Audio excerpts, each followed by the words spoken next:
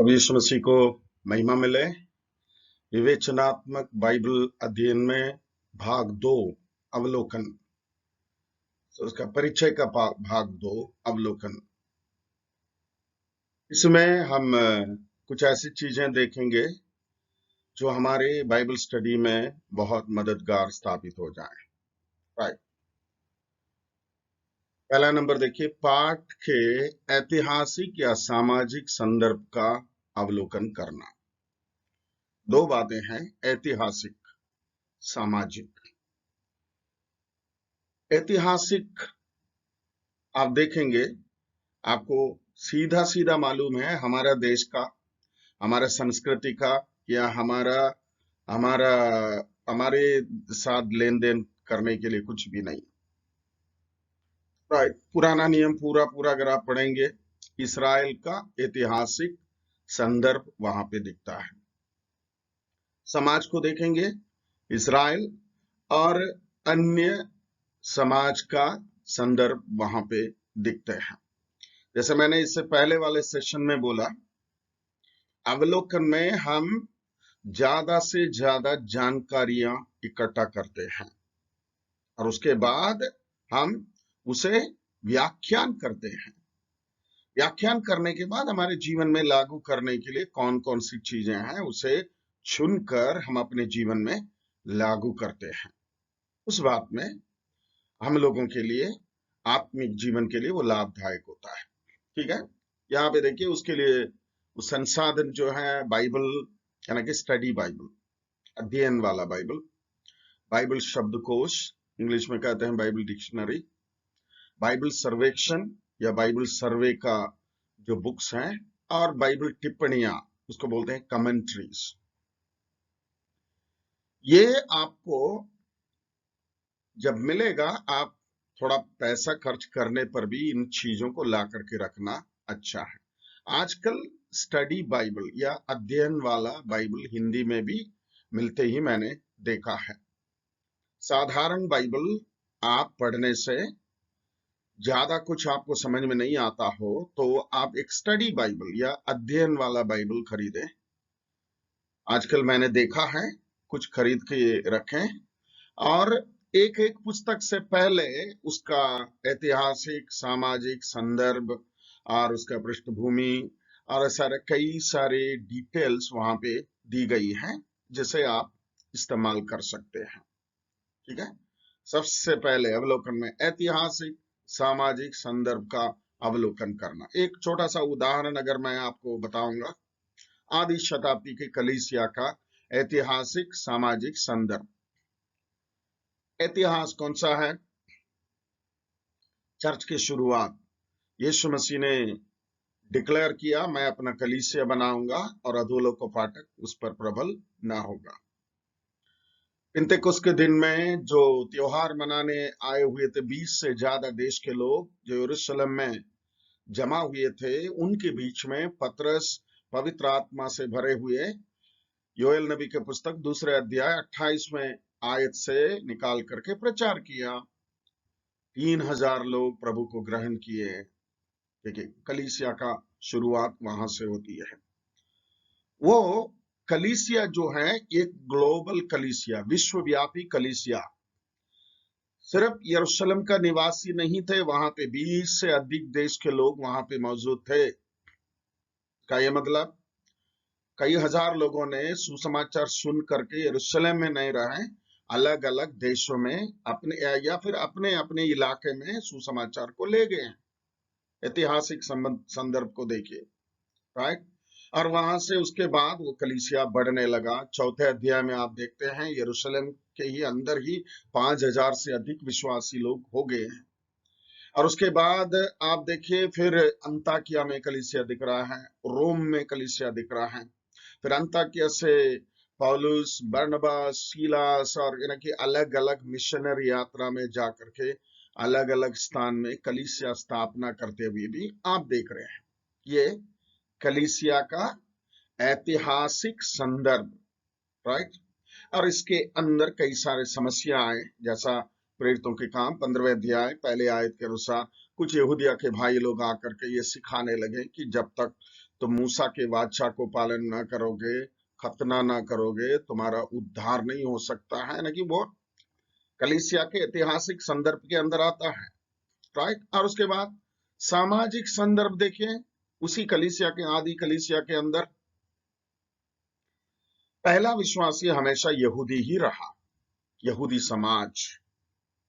और उसके बाद, उसके तुरंत बाद जो है यूनानी, यानी कि ग्रीक स्पीकिंग, ग्रीक भाषा बोलने वाले।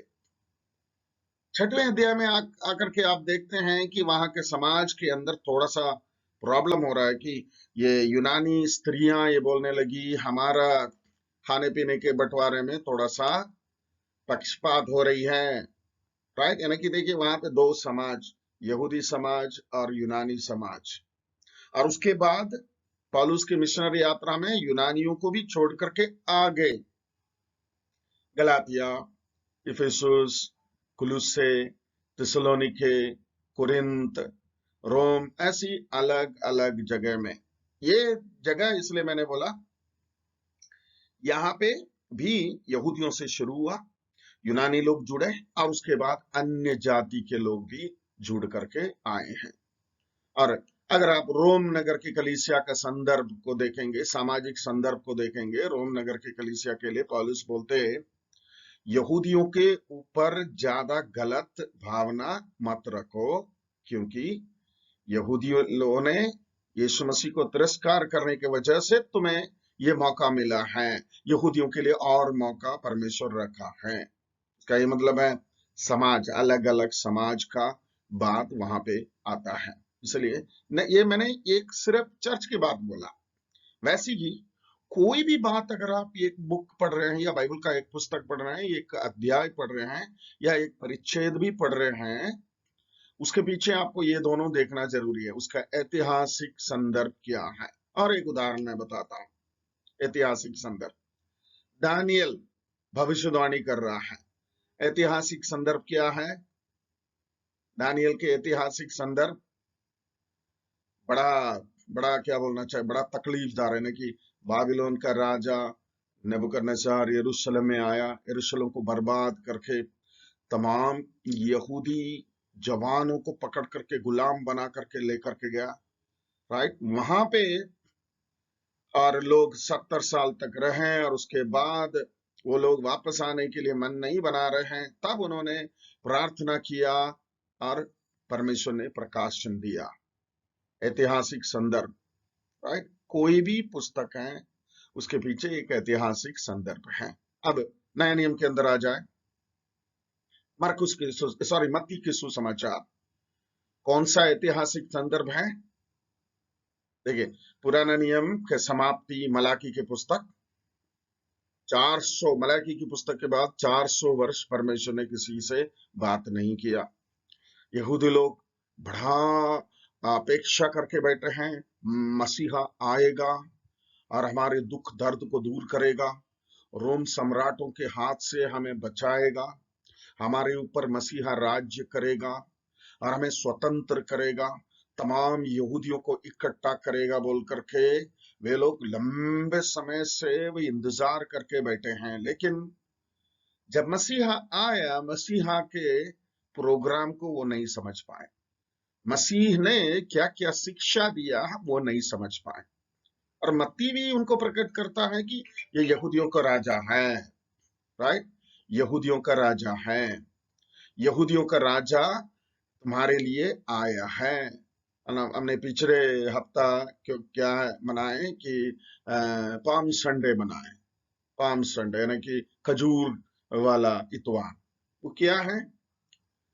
ऐतिहासिक तौर से प्रभु यीशु मसीह यहूदियों को दिखाएं कि परमेश्वर की तरफ से भेजा हुआ राजा मैं हूं। और उसको, राइट, ये जकरिया के पुस्तक 9वें अध्याय में जो भविष्यवाणी किया गया है, उस भविष्यवाणी को पूरा करने के लिए यरूशलेम के भीतर राजा के रूप में या राजकुमार के बीच में प्रवेश कर रहे हैं, राइट। सो प्लीज इन बातों को ध्यान रखिए ना, कि कोई भी परिच्छेद आप जब पढ़ रहे हैं, आपको ध्यान में रखना चाहिए सामाजिक और ऐतिहासिक संदर्भ को आपको ध्यान में रखना जरूरी है। नंबर 2, पाठ की साहित्यिक शैली का निरीक्षण करना। साहित्यिक शैली अंग्रेजी में बोलते हैं जॉनरा, यानी कि कौन सी किस्म का साहित्य है ये। बाइबल के अंदर अगर आप देखेंगे बहुत सारे किस्म का है। मैं एक दो आपको बताना चाहूंगा। नंबर 1, कहानी, अंग्रेजी में बोलते हैं स्टोरी या नरेशन, उसको कहानी बोल सकते हैं। दूसरा शैली जो है साहित्यिक शैली है कविता, कविता। या फिर दूसरा कि ये बोल सकते हैं कि यानी कि जैसा अय्यूब की पुस्तक, भजन संहिता की पुस्तक, और उसके बाद नीति वचन की पुस्तक, सभोपदेशक की पुस्तक और श्रेष्ठ गीत की पुस्तक, इसको कविता भी बोल सकते हैं, काव्य पुस्तकें भी बोल सकते हैं। या फिर इनके लिए दूसरा एक शब्द बोलते हैं, इंग्लिश में बोलते हैं विजडम लिटरेचर, यानी कि ज्ञान की पुस्तकें, यानी कि बुजुर्गों ने अपने ज्ञान की बढ़ोतरी से, परमेश्वर से जो ज्ञान प्राप्त किया है उससे प्रकट किया है। अगर आप उतना ज्ञान, अभी भजन संहिता की पुस्तक कब लिखा गया अगर आप थोड़ा सा ध्यान देंगे, मूसा के टाइम से शुरू हुआ है। भजन संहिता 90-91 जो है मूसा, कब? यीशु मसीह से 1500 वर्ष के, लगभग 1500 वर्ष के आसपास। फिर आ रहे हैं दाऊद, लगभग 1000 वर्ष से पहले, यानी कि आज से 3500 वर्ष, 3000 वर्ष। और उसके बाद सुलेमान, और फिर बंदुआई से वापस, बंदुआई के दौरान यहेजकेल, ऐसे कुछ लोगों ने लिखा है ना कि लंबे अवधि के दौरान लिखी हुई पुस्तक है। देखिए दाऊद ने एक भजन संहिता लिखा है 119। अगर आप उसे इब्रानी भाषा में पढ़ेंगे आपको समझ में आएगा कितना कितना अद्भुत तरीके से उसे लिख करके रखा। आप देख सकते हैं एक एक 8-8 वचन के ऊपर एक एक अक्षर दिया गया। ये वो जो है क्या बोलते हैं, ये इब्रानी भाषा का लिपि है, यानी कि उसका वर्णमाला है। सबसे पहले आलिफ, वो आलिफ के नीचे 8 वचन आता है, 8 वचन आलिफ से ही शुरू होता है। और उसके बाद दूसरा आता है बेत, उसके बाद आने वाला 8 वचन बेत में ही शुरू होता है। तीसरा गिमेल, 8 वचन गिमेल से ही शुरू होता है। चौथा डालेत, 8 वचन डालत से ही शुरू होता है। हे, वो 8 वचन हे से ही शुरू होता है।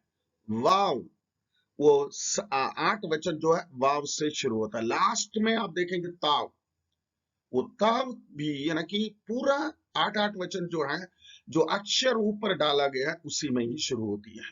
कब?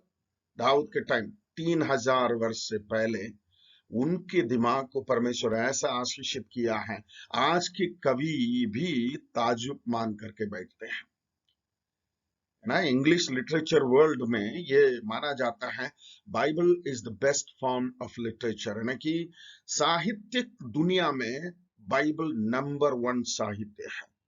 दुनिया माने या ना माने, लेकिन साहित्य दुनिया वाले मानते हैं। ठीक है।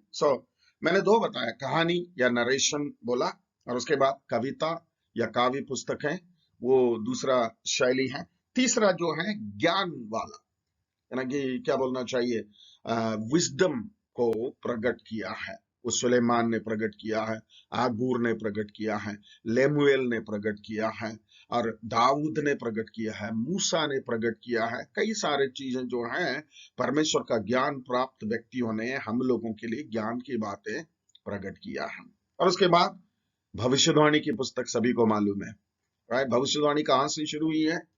उत्पत्ति की पुस्तक से शुरू हुई है। वो कहा आपको पता है? यहूदा की पत्री में आप देखते हैं आदम की 7वां पीढ़ी में, यानी कि 7वां पीढ़ी, आदम ऑलमोस्ट 1000 साल जीवित रहा, इसलिए 7वां पीढ़ी यानी कि आदम जीवित रहते समय हानोक जीवित रहा। वो भविष्यवाणी किया प्रभु यीशु मसीह के बारे में कि वो हजारों हजारों स्वर्गदूतों के साथ आता है सबको न्याय करने के लिए, यानी कि भविष्यवाणी जो है उत्पत्ति की पुस्तक से शुरू हुआ और आते आते कहा मलाकी की पुस्तक तक खत्म होता है, पुराना नियम का। और उसके बाद नए नियम के अंदर परमेश्वर ने स्वर्ग खोल करके यूहन्ना को दिखाई दिया, राइट। अपोकैलिप्स बोलते हैं, उसका ये मतलब है यूहन्ना के सामने स्वर्ग का दरवाजा खोल दिया, स्वर्ग का पर्दा को खोल करके दिखाया है आगे क्या होने वाला है, कब तक, अनंत काल तक क्या होने वाला है, इस दुनिया का क्या होगा, कलीसिया का क्या होगा, और यीशु मसीह के आगमन में क्या होगा, उस समय धरती पे क्या होगा, और उसके बाद यीशु मसीह के राज्य में क्या होगा, और यीशु मसीह का 1000 साल राज्य होने के बाद क्या होगा, अनंत काल तक क्या होगा, सब कुछ परमेश्वर ने साफ साफ बताया है। ये आपके दिमाग में रहना चाहिए। और उसके बाद दृष्टांत कई सारे यीशु मसीह को आप देखिए कि वो पूरा पूरा दृष्टांत से ही प्रभु यीशु मसीह ने अपनी शिक्षा, दृष्टांत मतलब आम इंसान समझने लायक छोटे से कहानी, छोटे से घटना, छोटे से ऐतिहासिक घटना या सामने आमने सामने जो दिखने वाले चीजों को लेकर के प्रभु यीशु मसीह ने सरल शिक्षा दिया, यानी कि दृष्टांतों के द्वारा। और ऐतिहासिक घटनाएं और ऐतिहासिक पुस्तकें पुराना नियम में भी है, नया नियम के अंदर। नया नियम की ऐतिहासिक पुस्तकों में गॉस्पल को भी जोड़ सकते हैं, लेकिन अगर गॉस्पल को निकाल देंगे या सुसमाचार की पुस्तक को निकाल देंगे, प्रेरितों के काम की पुस्तक जो है ऐतिहासिक पुस्तक है, ठीक है। और लास्ट में जो है पत्र या खत, ये आपको मालूम है पौलुस, खास तौर से पौलुस अपनी मिशनरी यात्रा के दौरान जाकर के कलीसियाओं को स्थापना किया, वापस आया, क्योंकि लोगों के हाथ में उस समय बाइबल नहीं था, क्योंकि कलीसिया स्थापना के लगभग 350 वर्ष तक कलीसिया के हाथ में बाइबल नहीं थी। इसलिए पत्र के द्वारा उपदेशों को पौलुस जो जो चीजें आगे सिखाना चाहते हैं, विश्वासी लोगों को सिखाना चाहिए, पादरियों को सिखाना चाहिए, ना सिर्फ विश्वासी, पादरियों के लिए भी लिखा, पहला तिमोथी, दूसरा तिमोथी, तीतुस, ये पास्टरों के लिए लिखा है, बाकी सारे जो है विश्वासियों के लिए लिखा है। इसलिए इस बोलते खत या पत्रों के द्वारा, ये इसी प्रकार की साहित्यिक शैली जो है बाइबल के अंदर है, ये आपको समझना जरूरी है, राइट। और यहाँ पे एक होमवर्क आपके लिए दिया गया। नंबर 1 जो है कहानी, देखिए कहानी, पात्रों के संयोग के घटनाओं के एक जोड़ों का क्रम, कौन, कहां, कब, क्या, क्यों एवं कैसे, ये आपको पता करना चाहिए। और यहाँ पे देखिए होमवर्क, होमवर्क आपको करना है, प्लीज आपको करना है, फिर से कह रहा हूं आपको करना है। यहाँ पे 1 2 3 4 5 परिच्छेद दी गई हैं। होमवर्क ये है, कहानी के लिए अभ्यास। देखिए कहानी के तत्वों के अनुसार इन कहानियों को पुनः निर्माण करें, है ना, कि ये इसको पढ़ना है, पढ़ने के बाद आपके शैली में कहानी लिखना है, ज्यादा कुछ नहीं करना है। उदाहरण के लिए उत्पत्ति 3 1 से 24 क्या लिखा है पूरा पढ़ो, 2 बार पढ़िए, और उसके बाद बाइबल बंद करिए, आपको जो समझ में आया है वो कहानी लिखिए, राइट। और मरकुस 8 27 से 38 12 आयत है, इसे पढ़िए, वहां पे एक कहानी होगा। बाइबल का शैली को छोड़ दीजिए, आपके शैली में आप लिखिए। इसमें 5 परिच्छेद है, 5 असाइनमेंट एक साथ है, आपके लिए दी गई है, प्लीज इसमें आपको ध्यान देना जरूरी है, राइट। यहाँ पे फिर से मैं कह रहा हूं, इन परिच्छेदों को पढ़ना, बाइबल को बंद करके उस कहानी को जैसा आपको समझ में आ रहा है आपके शैली में लिखना, फिर देखना कौन सा शैली आपने अपनाया, कि कहानी का शैली है, कविता की शैली है, ज्ञान की शैली है, भविष्यवाणी की शैली है, या फिर ऐतिहासिक घटना का शैली है, या फिर पत्र का शैली है, या दृष्टांत की शैली आपने अपनाया है, आपको पता चलेगा, राइट। इसको आप थोड़ा सा, पहला आपने कहानी देखा, और उसके बाद दूसरा जो है कविता, इसका मतलब पहला वाला जो है कहानी के रूप में आपको लिखना है, असाइनमेंट। दूसरा कविता, एक ऐसे प्रकार का लेख जो शब्दों या लय के मेल जोल पर आधारित हो, शब्द भी होना चाहिए, लय बोलेंगे ताल, या इंग्लिश में बोलते हैं रिथम। रिथम जब बोलते समय समझ में आना चाहिए ये एक कविता है, राइट। उसके अनुसार देखिए, कविता के लिए अभ्यास, इधर भी आपको अभ्यास है, आगे भी अभ्यास है, यानी कि होमवर्क है। कौन सा? साहित्यिक शैली के संदर्भ में दो कविताओं के अंतर को देखें। भजन 3 बनाम 30, भजन 2 बनाम 4, राइट। तीन भजन, 30वां भजन संहिता 3 में क्या लिखा है, भजन संहिता 30 में क्या लिखा है, भजन संहिता 2 में क्या लिखा है, भजन संहिता 4 में क्या लिखा है, राइट। भजन संहिता 2 क्या लिखा है, आप थोड़ा सा अगर याद कर सकते हैं तो क्या है? राज्य राज्य के लोग क्यों हुल्लड़ मचा रहे हैं, क्यों परेशान हो रहे हैं, राइट।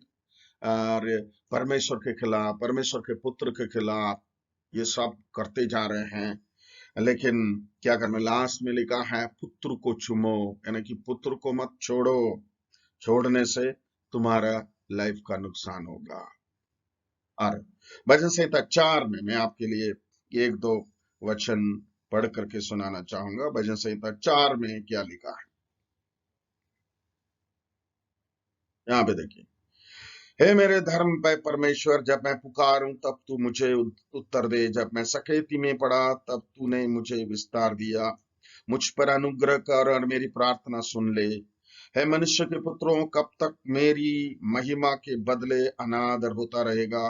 तुम कब तक व्यर्थ बातों से प्रीति रखोगे और झूठी युक्ति की खोज में रहोगे? लगभग लगभग दूसरे भजन संहिता जैसा ही आता है, राइट। दूसरे भजन संहिता में देखिए, जाति के लोग क्यों हुल्लड़ मचाते हैं और देश देश के लोग व्यर्थ बातों क्यों सोच रहे हैं? यहोवा के और उसके अभिषिक्त के विरुद्ध पृथ्वी के राजा मिलकर और हाकिम आपस में सम्मति करके कहते हैं कि आओ हम उसके बंधन तोड़ डालें और उसकी रस्सियां अपने ऊपर से उतार फेंकें।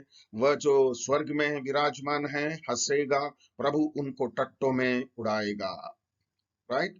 और यहाँ पे ये देखते हैं, धर्म में परमेश्वर, जब मैं पुकारूं तब तू मुझे उत्तर दे। मतलब दोनों का कनेक्शन है, लेकिन थोड़ा सा अंतर है। वहां पे क्यों कर रहे हैं, और यहाँ पे हे प्रभु, ये लोग जो कर रहे हैं उसको सुन ले, उसको देख ले। देखिए, दोनों अलग अलग प्रकार का एक कविता है। ये आपको स्टडी करना है, इसमें होमवर्क लिखने के लिए नहीं लिखी गई है। लेकिन एक बार और देखिए, कविता के लिए अभ्यास, अगर आपको चाहिए तो अभ्यास कर सकते हैं। साहित्य की शैली के संदर्भ में दो कविताओं के अंतर को देखें। पहला भजन संहिता, सॉरी, भजन संहिता 3 और 30 के बीच में अंतर, भजन संहिता 2 और 4 के बीच में जो अंतर है उसको भी आपको देखना है। और तीसरा जो साहित्यिक शैली है, ज्ञान वाला, ज्ञान देने वाला। यहाँ पे देखिए, साहित्य की एक शैली में ऋषि और बुद्धिमानों के बयान शामिल थे, जो पारंपरिक मौखिक कहानी करने की दिव्यता और पुण्य आकर्षक तकनीकी के बारे में शिक्षा प्रदान करते हैं। यहाँ पे कौन कौन आ रहा है देखिए, नीति वचन के ही पुस्तक से दिया गया। और कोई बाइबल विद्वान ये कहते हैं, सुलेमान अपने जवानी में लिखा हुआ पुस्तक था श्रेष्ठ गीत, यानी कि वो प्रेम की गीत, अपना प्रेम मोहब्बत चक्कर में पड़े हुए। कहानी शायद आपको मालूम होगा, सुलेमान जवान होकर के एक बार शिकार करने के लिए जंगल जाया करता था। तब उन्होंने एक सुंदर सा लड़की को देखा, वो चरवाहा, यानी कि भेड़ चराने वाली। उसे अपने घर लेकर आया और उससे प्रेम किया, शादी करने के लिए प्रपोजल रखा। लेकिन उसने उसे मना कर दिया, क्योंकि वो पहले से एक चरवाहा लड़के के साथ प्रेम में था। सुलेमान भरसक प्रयत्न करने पर भी नहीं कर पाया, उसे जीत नहीं पाया, इसलिए उसको वापस ले जाकर के उस लड़के के साथ शादी करवाया, वापस आया। लेकिन सुलेमान के अंदर वो थोड़ा सा दुख था। क्यों? मैं ये एक लड़की, ये साधारण सा लड़की का दिल जीत नहीं पाया। बाद में बताया जाता है कि वो उसके अंदर कॉम्प्लेक्स बन गया, साइकोलॉजिकल प्रॉब्लम बन गया, इसलिए 1000 औरतों से शादी किया है। वो छोड़ दीजिए, वो कई लोगों का है ना कि ये साइकोलॉजिस्ट का मानना है, ठीक है। लेकिन ये नीति वचन की पुस्तक जो है वो बुजुर्ग होने के बाद, नीति वचन और सबोपदेशक की पुस्तक बुजुर्ग होने के बाद, सबोपदेशक की पुस्तक अगर आप 12वें अध्याय लास्ट आयत पढ़ेंगे, वो कहते हैं सब कुछ सुना गया, अब निष्कर्ष ये है परमेश्वर का भय मानो और उसके आज्ञाओं का पालन करो। सबके ऊपर ये कर्तव्य है, यही है। मतलब लाइफ का डिसीजन बता रहे हैं, लाइफ का कंक्लूजन वो बता रहे हैं। ऐसे ही यहां देखिए, ज्ञान साहित्य की एक शैली में ऋषि और बुद्धिमानों के बयान, यानी कि बुजुर्ग होने के बाद उनको बोलते हैं ऋषि बुद्धिमान, ये बयान उनके उनके लेख में शामिल थे, जो पारंपरिक मौखिक कहानी करने के दिव्यता और पुण्य आकर्षक तकनीकी के बारे में शिक्षा प्रदान करते हैं। अगर आप बुद्धिमान बनना चाहेंगे, ज्ञानवान बनना चाहेंगे, आप इसको पढ़िए, आपको बुद्धिमान बना देगा। यहाँ पे देखिए, ज्ञान के अभ्यास, शब्दों का विषय क्या है। नंबर 1, नीति वचन 1:10 से 19, ये आपके लिए होमवर्क है। शब्दों का विषय क्या है, इसका मेन विषय क्या है, आपको लिखना है। नीति वचन पहला अध्याय, उसका 10 से लेकर के 19 तक, इसे पढ़ करके आपको एक शॉर्ट नोट लिखना है, यानी कि एक छोटा सा निबंध लिखना है, उसमें कौन से विषय में ये बात बोल रहे हैं। दूसरा, नीति वचन दूसरा अध्याय, उसका 1 से 22वें आयत तक आप पढ़ें, छोटा सा एक निबंध लिखें। नीति वचन तीसरे अध्याय, उसका 1 से 12 तक पढ़ें, एक छोटा सा निबंध लिखें। नीति वचन छठवें अध्याय 6 से 19 आप पढ़ें, एक छोटा सा निबंध लिखें। राइट, सो एक बार और मैं ये तीनों को एक साथ पढ़ोगे, चौथा पांचवा जो है अगला टीचर आपको सिखाएंगे। राइट, पहला जो है कहानी, इंग्लिश में बोलते हैं नरेशन या स्टोरी। राइट, ये स्टोरी जो है मनगढ़ंत कहानी भी हो सकता है, सच्ची घटना भी हो सकता है। राइट, सच्ची घटना को भी स्टोरी के रूप में, नरेशन के रूप में आप बोल सकते हैं। राइट, सो यीशु मसीह के सेवकाई में जो हुआ है, वो घटना है, उसे भी स्टोरी के रूप में बताया गया है। इसलिए उसे आपको ध्यान से वो एक्सरसाइज आपको करना है, पढ़ना है, पांचों परिच्छेद पढ़ करके आपके शैली में कहानी लिखना है। और दूसरा कविता, यहाँ पे ये दो दो कविताएं दी गई है, उसके अंतर को समझ के, अंतर क्या है उसको भी आप लिखिए। तीसरा जो है ज्ञान की बातें, बहुत सारे ज्ञान की बातें बाइबल के अंदर है, उसमें खास तौर से सुलेमान और मूसा या फिर बड़े भविष्यवक्ता जो है, बुजुर्ग भविष्यवक्ताएं जो है, ज्ञान की बातें हमारे लिए लिख करके दिए हैं। पौलुस जैसे लोग भी बहुत सारे ज्ञान की बातें हमें लिख करके दिए हैं, उससे भी आपको कई सारी चीजें सीखने को मिलता है। लास्ट असाइनमेंट जो है, ज्ञान के अभ्यास के लिए शब्दों का विषय है ना, कि ये 3-4 परिच्छेद है, ये चारों परिच्छेद को पढ़ते हुए उसमें कौन सा विषय पर दिया गया, एक एक पैराग्राफ लिखो, ज्यादा कुछ मत लिखो, एक एक पैराग्राफ चारों को दे करके आप एक पेज में 4 पैराग्राफ लिखेंगे तो भी काफी है। बस इतना है, आप पढ़ करके समझना है। राइट, परमेश्वर आपको आशीषित करें। आगे के टीचर